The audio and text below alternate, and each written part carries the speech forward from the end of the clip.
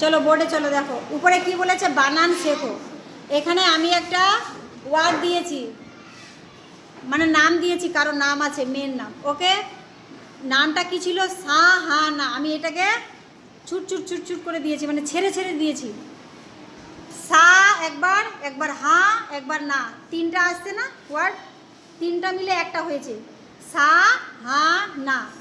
এবার তুমি এটাকে ইংরেজি করো, সা সা সা কি থেকে হয়, হ্যাঁ সবাই দেখো, এস থেকে সা হয়। এবার আকারের জন্য কি হবে, এ, যোগ চিহ্ন দাও।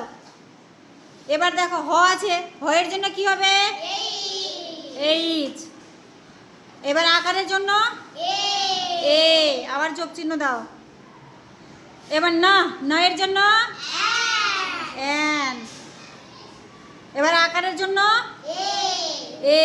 এবার এটি এক জায়গায় করো সব, S A H A N, S A সা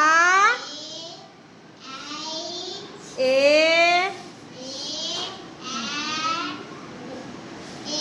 হ্যাঁ দেখো এবার পড়ো কি হলো, এস এ, এস এ সা, H A Ha, N A না, সাহানা। দেখ পারছিস কি না, এরকমভাবে করতে করতে দেখবি তোরা নিজেরাই ইংরেজি ভালো করে পড়তে পারছিস। সাহানা ছিল, দেখ একদম ভালো করে হয়ে গেছে, সাহানা।